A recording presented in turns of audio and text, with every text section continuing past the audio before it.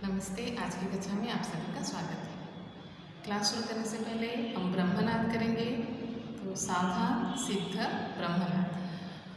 ओम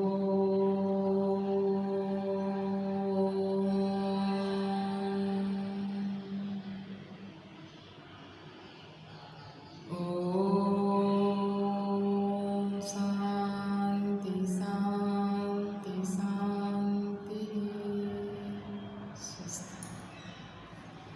ठीक है, एक नया टॉपिक पढ़ेंगे। ठीक है, और उस टॉपिक का नाम आप बताओगे। ठीक है, क्या होगा टॉपिक का नाम?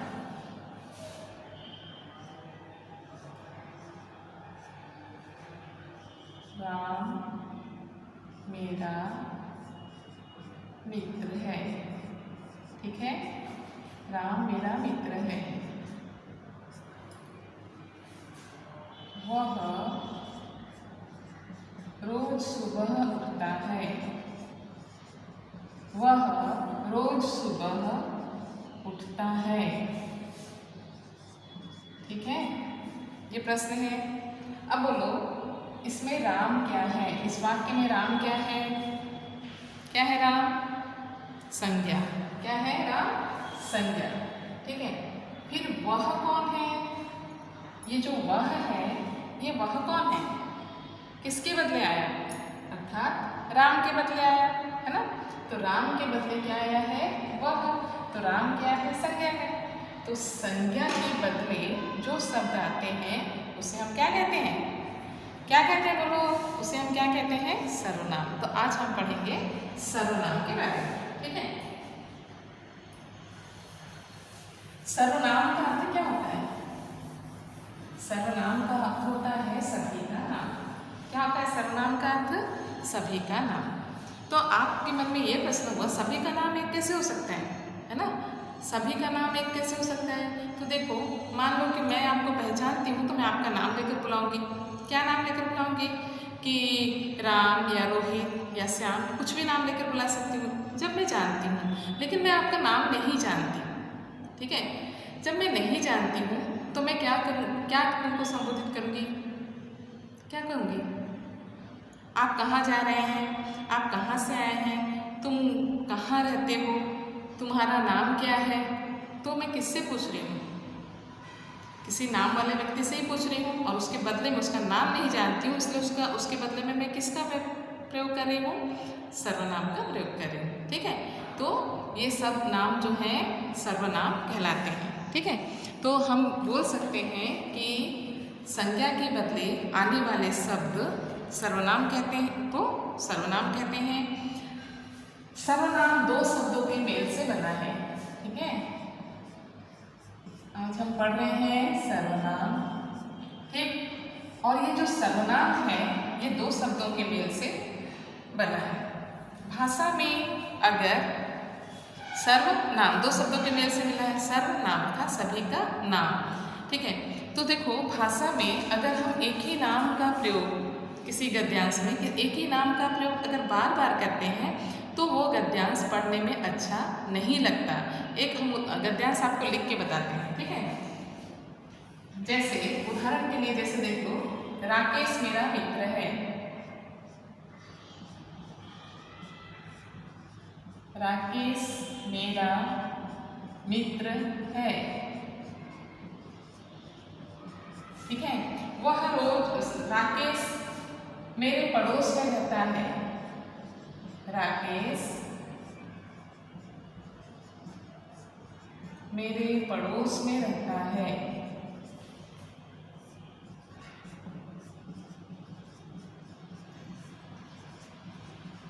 राकेश मेरे पड़ोस में रहता है। राकेश के पिताजी डॉक्टर हैं।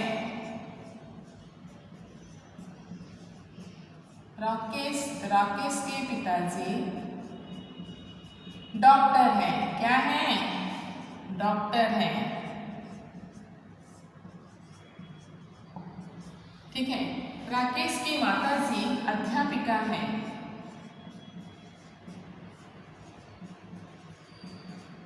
राकेश की माता जी क्या है? अध्यापिका है।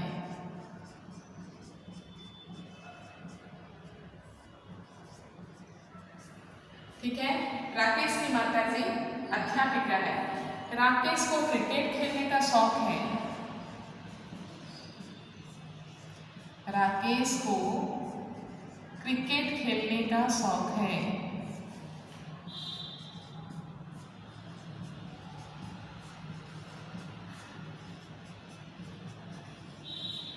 क्रिकेट खेलने का शौक है। फिर और एक देखो, राकेश ने क्रिकेट के खेल में कई पदक जीते हैं। राकेश ने क्रिकेट के खेल में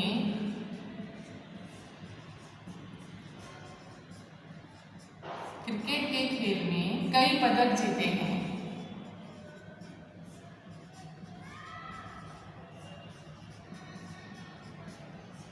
कई पदक जीते हैं। देखो, तो ये रहा हमारा एक गद्य। ठीक है, इस गद्य को पढ़ो, तुम पढ़ो। राकेश मेरा मित्र है। राकेश मेरे पड़ोस में रहता है। राकेश के पिताजी डॉक्टर हैं। राकेश की माताजी अध्यापिका है। राकेश को क्रिकेट खेलने का शौक है। राकेश ने क्रिकेट के खेल में कई पदक जीते। तो ये जो राकेश नाम जो है वो बार बार आ रहा है, और इसको बार बार अगर हम बोलते हैं वही नाम को, तो ये सुनने में थोड़ा सा अटपटा लगता है। अटपटा लगता है कि नहीं? तो इसलिए अब देखो हम इसके बदले में क्या क्या प्रयोग करेंगे। राकेश मेरा मित्र है, वह मेरे पड़ोस में रहता है। देखो यहाँ पे क्या कर सकते हैं राकेश के बदले में। राकेश के बदले में हम यहाँ पे क्या प्रयोग किए, वह मेरे पड़ोस में रहता है। राकेश, फिर से आया राकेश के पिताजी। फिर इस राकेश के बदले हम क्या लिखेंगे, इस राकेश के बदले हम लिखेंगे उसके पिताजी। ठीक है, उसके पिताजी डॉक्टर हैं। राकेश की माताजी अध्यापिका है। फिर इस राकेश के बदले क्या लिखे, उसकी माताजी। क्या लिखे, उसकी माताजी अध्यापिका है। राकेश को क्रिकेट खेलने का शौक है। फिर राकेश के बदले क्या लिखेंगे, उसको। ठीक है, उसको क्रिकेट खेलने का शौक है। राकेश ने क्रिकेट के खेल में कई पदक जीते हैं। फिर यहाँ राकेश आया, इसके बदले किसका प्रयोग करेंगे, बोलो, उसने। ठीक है, उसने क्रिकेट के खेल में कई पदक जीते हैं। अब ये जो गद्यांश है, सुनने में अच्छा लगा कि नहीं लगा? देखो, राकेश मेरा मित्र है, वह मेरे पड़ोस में रहता है, उसके पिताजी डॉक्टर हैं, उसकी माताजी अध्यापिका है, उसको क्रिकेट खेलने का शौक है, उसने क्रिकेट के खेल में कई पदक जीते हैं। तो ये जो नाम के बदले में हम जब ये शब्दों का प्रयोग किए, ये सर्वनामों का, तो ये जो गद्य है सुनने में अच्छा लगा, और इसी सब को हम क्या कहते हैं, सर्वनाम। इस सब को हम क्या कहेंगे, सर्वनाम। ठीक है, तो अब आते हैं हम सर्वनाम की परिभाषा पे। तो सर्वनाम की परिभाषा बहुत आसान हुई कि नहीं, है ना? संज्ञा के बदले आने वाले शब्द को सर्वनाम कहते हैं। हम इसको लिख भी सकते हैं, है ना? क्या लिखेंगे परिभाषा, संज्ञा के बदले आने वाले शब्द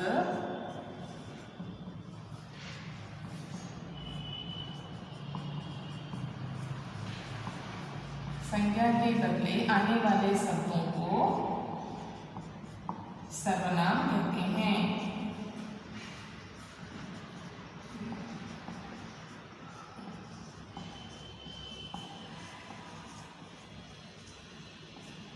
संज्ञा के बदले आने वाले शब्दों को क्या कहते हैं, सर्वनाम कहते हैं।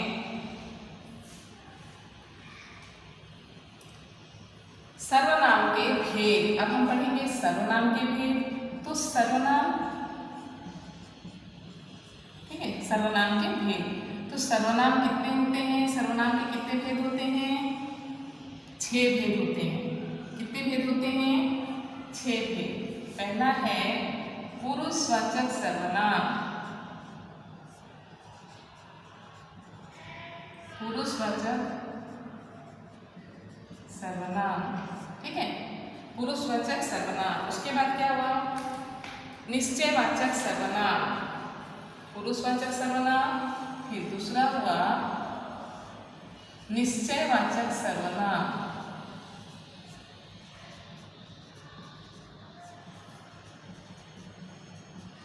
निश्चयवाचक सर्वनाम। फिर तीसरा क्या होगा? अनिश्चयवाचक सर्वनाम।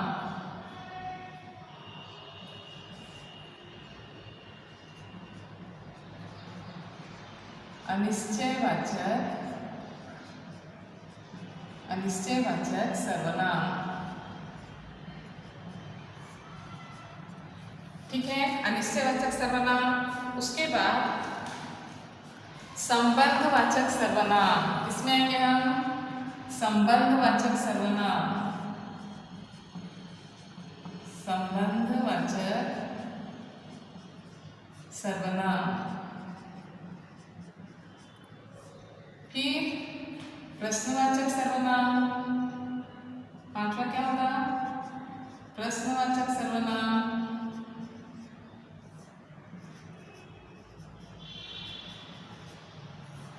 फिर छठवां क्या होगा?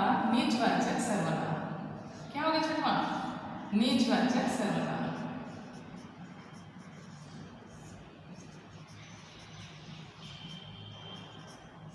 क्या हुआ छठवां? निजवाचक सर्वनाम। इस तरह से हम देख लिए सर्वनाम के कितने भेद हुए। तो देखो, सबसे पहले हम क्या पढ़े? सर्वनाम की परिभाषा। संज्ञा के बदले आने वाले शब्द क्या कहलाते हैं? सर्वनाम कहलाते हैं। सर्वनाम के कितने भेद हैं? सर्वनाम के 6 भेद हैं। क्या क्या? पुरुषवाचक सर्वनाम, निश्चयवाचक सर्वनाम, अनिश्चयवाचक सर्वनाम, संबंधवाचक सर्वनाम, प्रश्नवाचक सर्वनाम और निजवाचक सर्वनाम। हिंदी में एक बात का ध्यान रखना है कि इसके जो भी नाम होते हैं उसके अनुसार ही उसकी परिभाषा भी होती है। नाम के अनुसार ही उस शब्द की परिभाषा भी हो जाती है। पुरुषवाचक सर्वनाम तो हम आज पढ़ेंगे सबसे पहले इसके बारे में, पुरुषवाचक सर्वनाम के बारे में। तो पुरुषवाचक सर्वनाम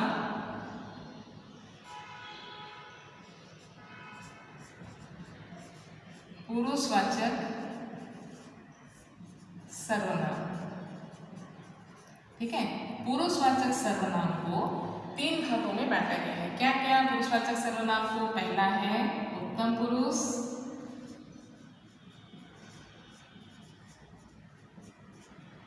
दूसरा है मध्यम पुरुष,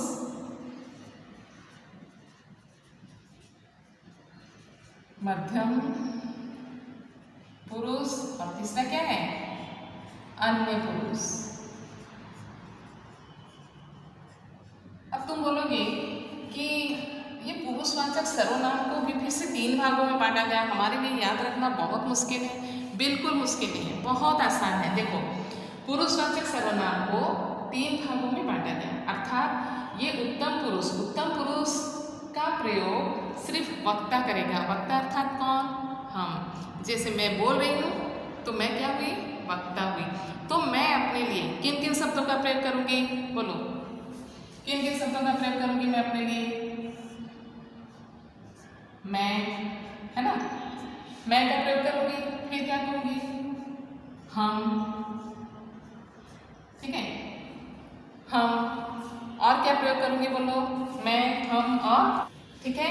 तो मैं अपने लिए सिर्फ मैं और हम का प्रयोग करूंगी। किसका प्रयोग करूंगी? मैं और हम। मैं आज बहुत खुश हूँ, ठीक है।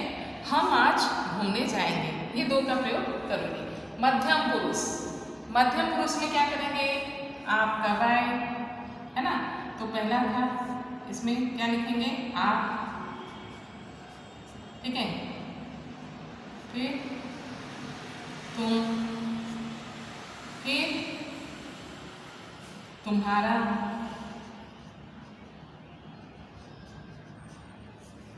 ठीक है। तो हो सकता है यहाँ पे तुम्हारा के मतलब तू लिख दो तो ज्यादा अच्छा होगा। तू, तुम, ठीक है। यहाँ पे तू, यहाँ पे तुम, ठीक। ये मध्यम पुरुष के लिए हुआ, ठीक है। अन्य पुरुष, ये सबको एक एक को हम आपको फिर से बताएंगे कि कैसे प्रयोग होगा इसका, ठीक है। अन्य पुरुष के लिए क्या होगा? वह, वे, ठीक है। वह, वे, यह, ये, और ये। वह, वे, यह, ये। इसका प्रयोग होगा इसमें अन्य पुरुष में। अब एक एक को तुम ध्यान से सुनो, ठीक है। उत्तम पुरुष का उत्तम पुरुष तो उत्तम पुरुष का प्रयोग वक्ता सिर्फ अपने लिए करता है, अर्थात वक्ता किसके लिए करता है? अपने लिए करता है, वो उत्तम पुरुष। तो उत्तम पुरुष किसे कहेंगे? जिन सर्वनाम चिन्हों का प्रयोग वक्ता सिर्फ अपने लिए करता है उसे हम उत्तम पुरुष कहेंगे, वो उत्तम पुरुष सर्वनाम कहलाते हैं। फिर आया मध्यम पुरुष। मध्यम पुरुष में क्या होगा? वक्ता जिन शब्दों का प्रयोग, जिन सर्वनामों का प्रयोग किसके लिए करेगा? श्रोता के लिए करेगा, तुम्हारे लिए। जैसे भी मैं बोली तुम्हारे लिए, तुम क्या हो गए?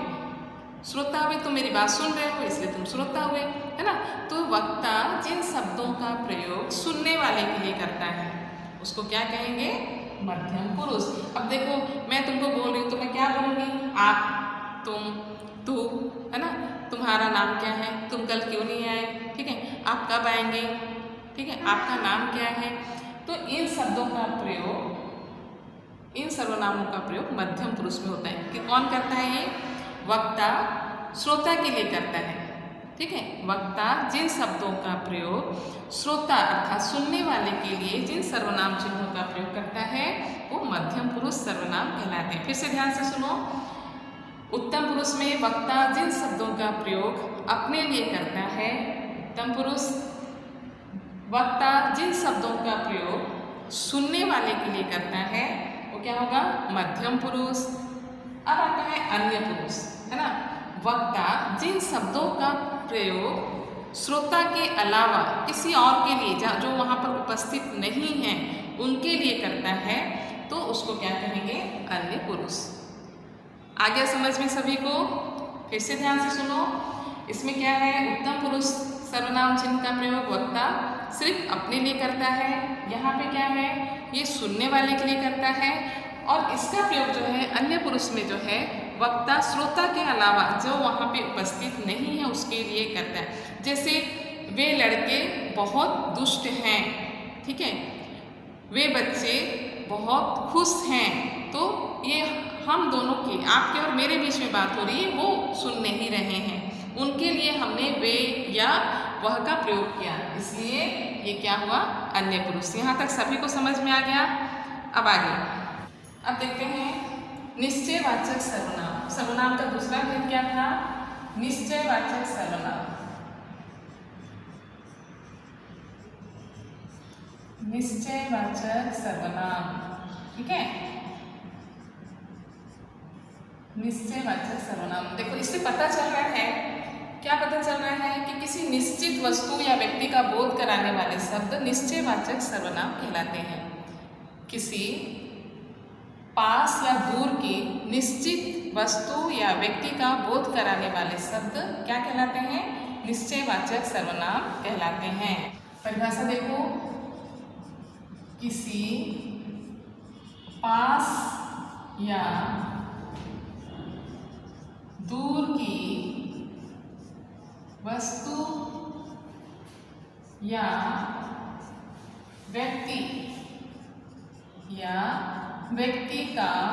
बोध कराने वाले शब्द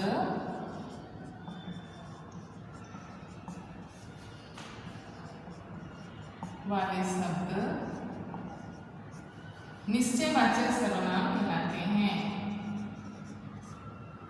निश्चयवाचक सर्वनाम कहलाते हैं।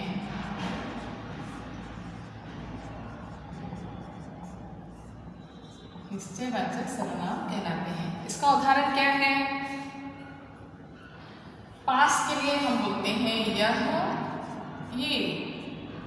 दूर के लिए क्या कहते हैं? वह और वे, ठीक है। वह और वे। अब आपके दिमाग में ये प्रश्न आ रहा है, मुझे मालूम है क्या प्रश्न आ रहा है।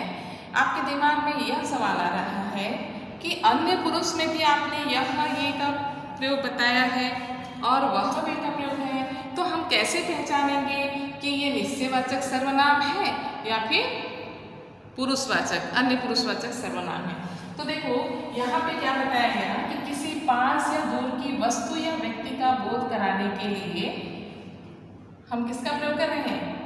यह और ये का, और वह और वे का, किसी पास या दूर के वस्तु या व्यक्ति का बोध कराने के लिए हम क्या कर रहे हैं? यह, ये या वह, वे का प्रयोग करते हैं। ठीक है, तो यहाँ पे दोनों में जो तुम्हारे दिमाग में ये प्रश्न आ रहा है कि दोनों में यह, ये है, वह, वे है, तो उदाहरण देखो। उदाहरण देखने से आपको पता चल जाएगा कि हमने कहा कि यह बच्चे दुष्ट हैं, खेलते नहीं हैं, खेल रहे हैं, बात नहीं सुनते हैं। हम दूसरे के बारे में बात किए।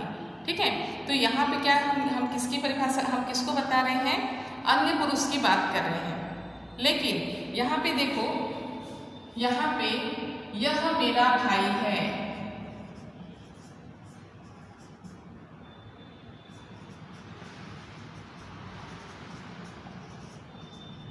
यह मेरा भाई है। ठीक है, और ये मेरी किताब है।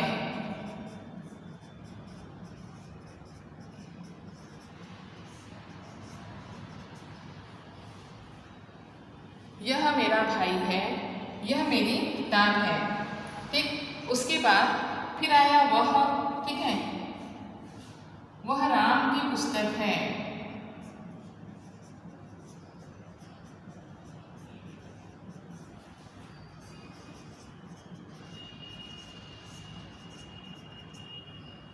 फिर वे सभी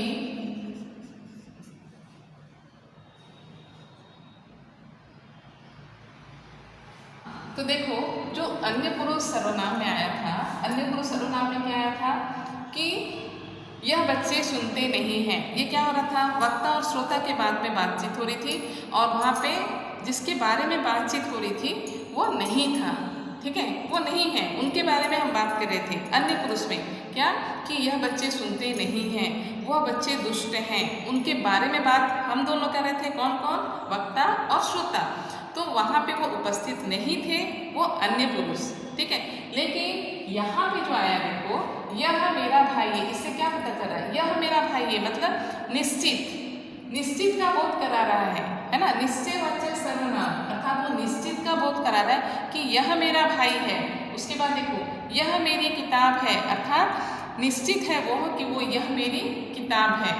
ठीक है, वे सब मेरे दोस्त हैं, वे सब मेरे दोस्त हैं।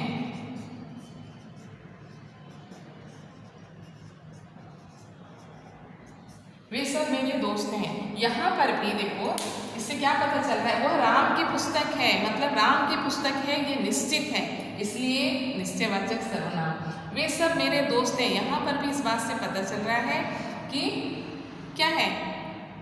वो सब जो है वो मेरे दोस्त हैं। ठीक है, तो इससे क्या पता चल रहा है कि निश्चय होने का बोध हो रहा है। लेकिन जो हम अन्य पुरुष में पढ़े, अन्य पुरुष में क्या पढ़े हम? यह, ये, वह, वे, उसमें क्या पढ़े कि यह बच्चे सुनते नहीं हैं, अर्थात हम दोनों के बीच में जो बातचीत हो रही है उसको बताया गया, इसलिए वो अन्य पुरुष और यह जो है निश्चयवाचक सर्वनाम। आया समझ में? इसके बाद भी अगर आपको कुछ डाउट होता है तो हम आपको फिर से डाउट क्लियर भी करेंगे, आप पूछ सकते हो। ठीक है, अब आते हैं हम अनिश्चयवाचक सर्वनाम पर। आप इसका सर्वनाम देखेंगे, अनिश्चयवाचक सर्वनाम। देखो, जिसे निश्चय से क्या पता चला कि निश्चित तौर पर वो चीज़ मेरी है या वह व्यक्ति मेरा कुछ है, इससे पता चला है। उसी तरह से अनिश्चयवाचक सर्वनाम में, अनिश्चयवाचक सर्वनाम में क्या होता है? देखो 3 नंबर, अनिश्चयवाचक सर्वनाम जिन सर्वनाम शब्द से किसी व्यक्ति या वस्तु के निश्चित होने का बोध ना हो, उसे क्या कहेंगे? अनिश्चयवाचक सर्वनाम कहेंगे। फिर से सुन लो, किसी व्यक्ति, वस्तु या प्राणी के, जिस शब्द से किसी व्यक्ति, वस्तु, प्राणी के निश्चित ना होने का बोध होता होगा उसको क्या कहेंगे? अनिश्चयवाचक सर्वनाम। इसका उदाहरण क्या है? कोई और कुछ। ठीक है, कोई कुछ। तो कोई कुछ, देखो कुछ से एक वाक्य बता रहे हैं। कुछ जो है ये अप्राणीवाचक शब्दों के लिए किया जाएगा। किसका प्रयोग? कुछ का प्रयोग। और कोई का प्रयोग किसके लिए किया जाएगा? प्राणीवाचक शब्दों के लिए किया जाएगा। ठीक है, तो कुछ से देखो, वहां कुछ हो गया है, वहां कुछ हो गया है, जिसके कारण बाजार बंद है, जिसके कारण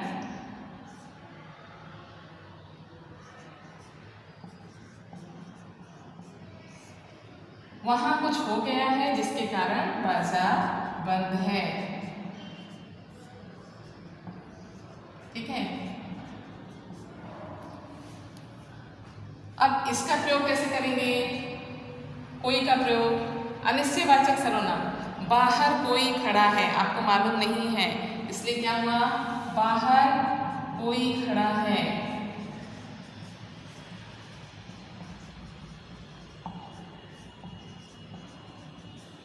बाहर कोई खड़ा है, इससे क्या पता चल रहा है कि आप निश्चित नहीं है कि कौन है बाहर। तो ये क्या हुआ? अनिश्चयवाचक सर्वनाम का उदाहरण। कोई का प्रयोग किसके लिए किया जाएगा? व्यक्ति के लिए। ठीक है, और कुछ का प्रयोग अप्राणी अर्थात अप्राणीवाचक निर्जीव चीजों के लिए किया जाएगा, कुछ का प्रयोग। ठीक है, तो समझ गए अनिश्चयवाचक सर्वनाम किसे कहेंगे? अनिश्चयवाचक सर्वनाम वे शब्द होते हैं जो किसी व्यक्ति या वस्तु के अनिश्चय होने का प्रमाण देते हैं। ठीक है, निश्चित होने का बोध नहीं करते हैं। फिर से सुनो, अनिश्चयवाचक सर्वनाम वे शब्द होते हैं जो किसी व्यक्ति, वस्तु या प्राणी के निश्चित न होने का बोध कराते हैं, उसे अनिश्चयवाचक सर्वनाम कहते हैं। ठीक है, तो आज हम क्या क्या पढ़े? सर्वनाम पढ़े। सर्वनाम में क्या पढ़े? सर्वनाम किसे कहते हैं? सर्वनाम किसे कहते हैं? संज्ञा के बदले आने वाले शब्द को सर्वनाम कहते हैं। सर्वनाम के कितने भेद हैं? सर्वनाम के 6 भेद हैं। और आज 6 भेद में से हम क्या क्या पढ़े? पुरुषवाचक सर्वनाम, फिर दूसरा क्या पढ़े? निश्चयवाचक सर्वनाम, फिर तीसरा क्या पढ़े? अनिश्चयवाचक सर्वनाम। ठीक है, आज के लिए इतना ही, और अगले क्लास में इसके आगे का पढ़ाएंगे। इसमें से अगर आपको कुछ भी डाउट हो तो आप मुझे फ़ोन करके पूछ सकते हैं। धन्यवाद।